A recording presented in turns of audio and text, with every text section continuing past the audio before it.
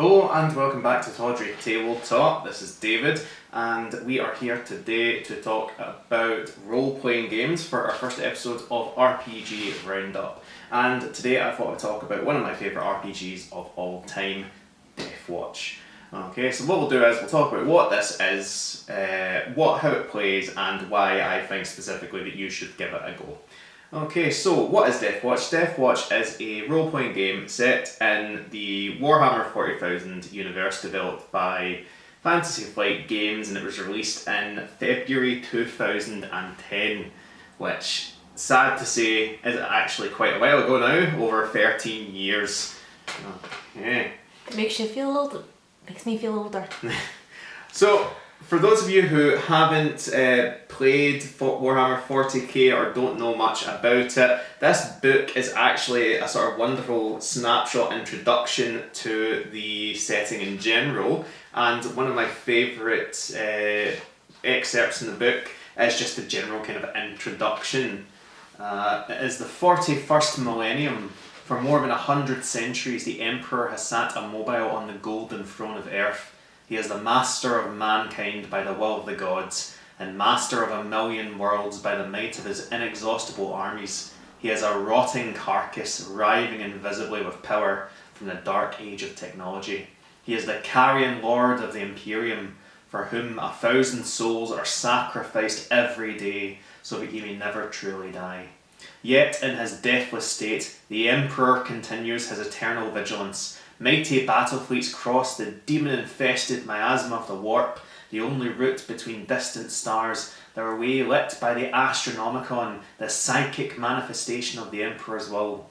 Vast armies give battle in his name on uncounted worlds. Greatest amongst his soldiers are the Adeptus Astartes, the Space Marines, bioengineered super warriors. Their comrades in arms are Legion, the Imperial Guard, and countless planetary defence forces, the ever-vigilant Inquisition, and the tech priests of the Adeptus Mechanicus, to name but a few. But for all their multitudes, they are barely enough to hold off the ever-present threat from aliens, heretics, mutants, and worse. To be a man in such times is to be one amongst untold billions. It is to live in the cruelest and most bloody regime imaginable. Forget the power of technology and science, for so much has been forgotten, never to be relearned. Forget the promise of progress and understanding, for in the grim darkness of the far future, there is only war. There is no peace amongst the stars, only an eternity of carnage and slaughter and the laughter of thirsting gods. Now, I don't know about you, but if that does not make you interested in trying out this game, then you're not an edgelord. I don't even know what to tell you. Just go home. Just stop. Well done in not being an edgelord.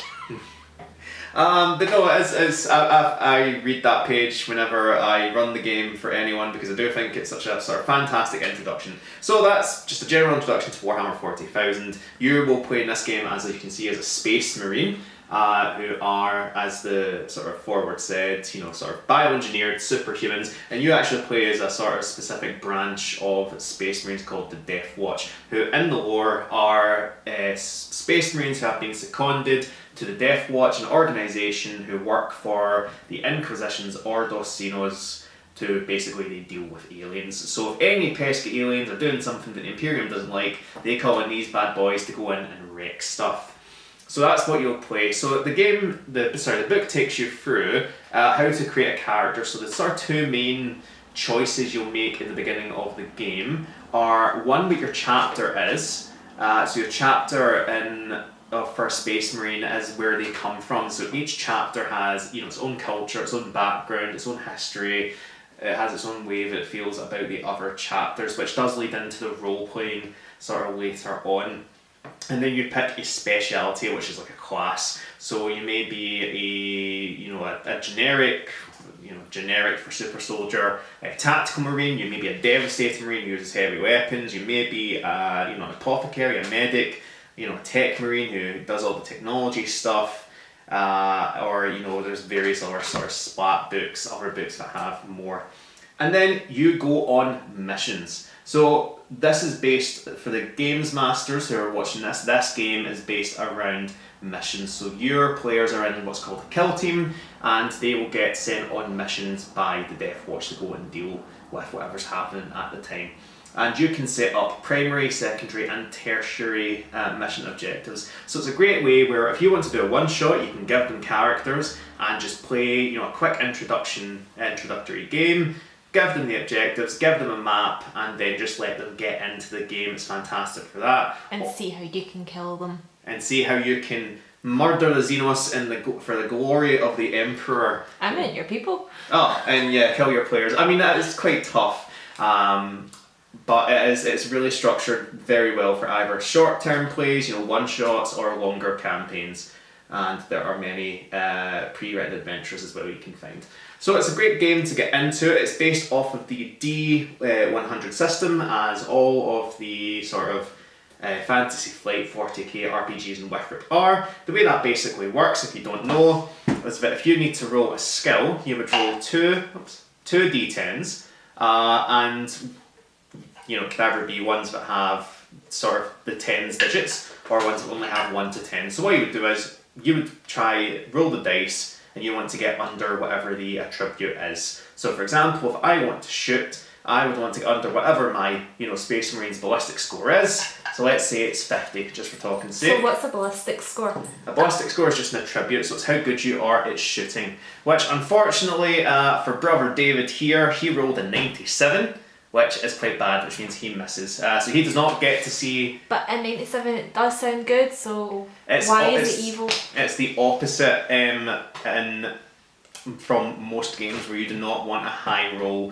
In the sort of D100 fantasy, the 40k systems, you want a low roll. There are modifiers that the GM can put on where if it's trivial, it adds more to the sort of target number for your attributes.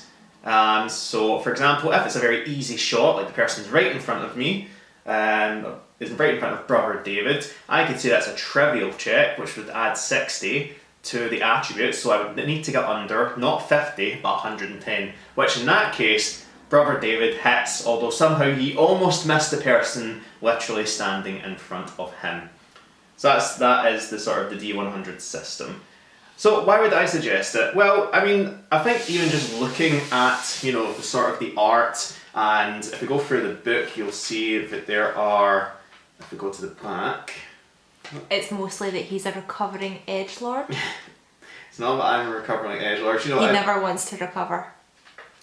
The fantasy of playing, a sort of a knight, in King Arthur's court, if you wanted it to be sort of set up like that, where your Space Marines are glorious heroes going out and killing awful aliens in the name of the Emperor, or you can play it more sort of grimdark, where your Space Marines are, just the tip of the spear of, the Inquisition's terrible,